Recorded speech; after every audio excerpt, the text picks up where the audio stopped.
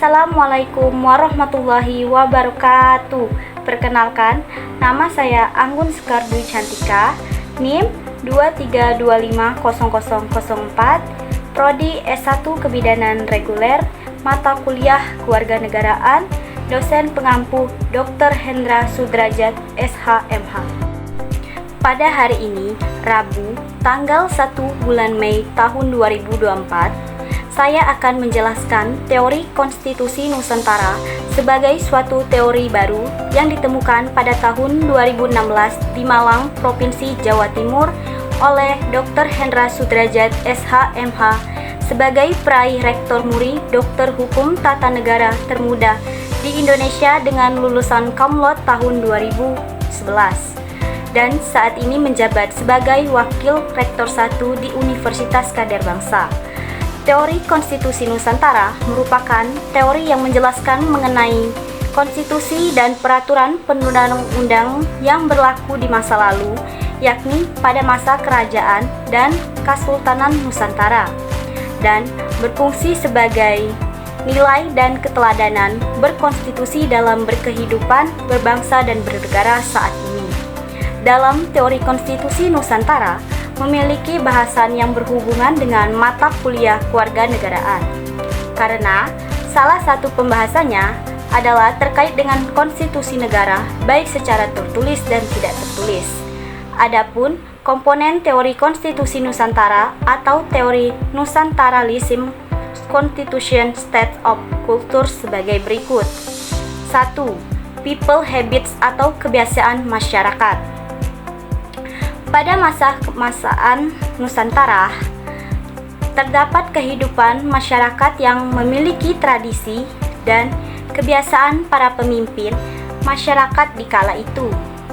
Kebiasaan para pemimpin dan tokoh masyarakat sebagai suatu cerminan keteladanan dalam bermasyarakat. Keteladanan tersebut terlihat dalam perilaku dan tindakan yang diikuti oleh anggota kelompok masyarakat yang menjadi modal terbentuknya suatu masyarakat, sehingga di mana ada masyarakat di situ terdapat hukum. 2. Living law atau hukum yang hidup.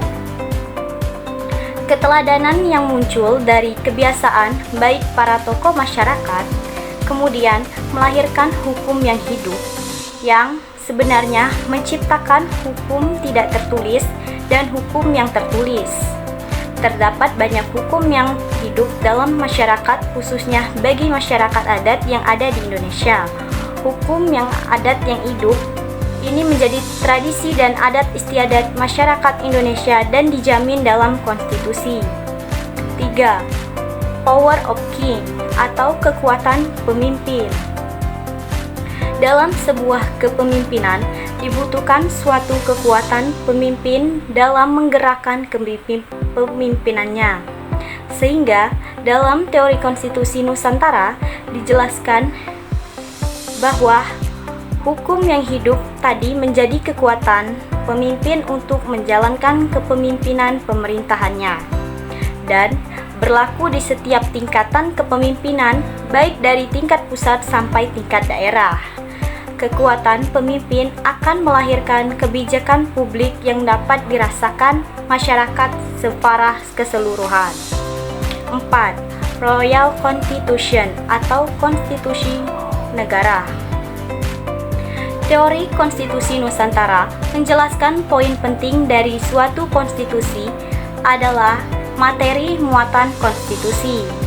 Sehingga konstitusi negara berfungsi untuk mengatur tatanan bernegara, termasuk untuk membatasi kekuasaan negara, mengatur distribusi kekuasaan negara. Konstitusi negara terdiri dari konstitusi tertulis dan tidak tertulis. 5. Archipelago teritori atau kewilayahan Nusantara atau kedaulatan negara. Teori konstitusi Nusantara memberikan penjelasan bahwa kedudukan kewilayahan Nusantara sangat penting. Penjelasan kewilayahan Nusantara sama artinya dengan kedudukan kedaulatan negara. Hal ini memberikan pemahaman secara umum bahwa negara terbentuk dari sebuah wilayah dan kedaulatan masing-masing negara. di samping berasal dari rakyat dan pemerintah, sehingga kewilayahan posisi keilmuannya penting untuk memperkuat posisi negara. Menurut Dr. Hendra Sudrajat SH.MH sebagai dosen kewarganegaraan menjelaskan bahwa dari segi kewilayahan di Kota Palembang terdapat wilayah Ilir dan Ulu yang sebenarnya dari segi teori konstitusi Nusantara merupakan kajian ketatanegaraan Nusantara yang perlu dipahami oleh generasi kini dan mendatang. 6. Kingdom Structure atau struktur negara. Kingdom Structure atau struktur negara dalam pembahasan teori konstitusi Nusantara merupakan struktur dan pembagian kekuasaan seperti kekuasaan legislatif, kekuasaan eksekutif, dan kekuasaan yudikatif. Struktur negara ini bekerja untuk memaksimalkan organ-organ negara dalam menjalankan kekuasaan pemerintahan negara. Menurut Dr. Hendra Sudrajat SH.MH sebagai dosen kewarganegaraan menjelaskan bahwa pada masa Kerajaan Sriwijaya terdapat prasasti Telaga Batu yang salah satu isi menuliskan tentang struktur ketatanegaraan di masa pemerintahan Kerajaan Sriwijaya. 7. Konsensus legality atau legalitas konsensus. Teori konstitusi Nusantara menjelaskan bahwa konsensus legality atau legalitas konsensus merupakan kesepakatan antara pemimpin dan rakyat dalam suatu negara. Hal ini terlihat pada penyerahan kedaulatan rakyat dalam konsep negara demokrasi melalui mekanisme konstitusional pemilihan umum yang terdiri dari pemilu legislatif, pemilu presiden dan wakil presiden, pilkada, dan pemilihan kepala desa. Menurut Dr. Hendra Sudrajat SH.MH sebagai dosen kewarganegaraan menjelaskan bahwa konsensus legality dalam teori konstitusi Nusantara bisa dikaji dan diteliti pada pemilihan pemimpin marga atau dikenal dengan pemilihan Pazirah yang berlaku di Palembang. 8. State regulation atau regulasi negara. Regulasi negara dalam teori konstitusi Nusantara yang terdiri dari Undang-Undang Dasar Negara Kesatuan Republik Indonesia tahun 1945 dan undang-undang lainnya serta peraturan lain yang berada di bawahnya, sehingga sebagai bagian dari kategori state regulation dalam kajian teori konstitusi Nusantara, menurut Dr. Hendra Sudrajat SH.MH sebagai dosen kewarganegaraan menjelaskan bahwa di masa Kerajaan Palembang terdapat regulasi kerajaan yakni Undang-Undang Simbur Cahaya yang ditulis dan disusun oleh Ratu Sinuhun. 9. Value Transformation atau transformasi nilai.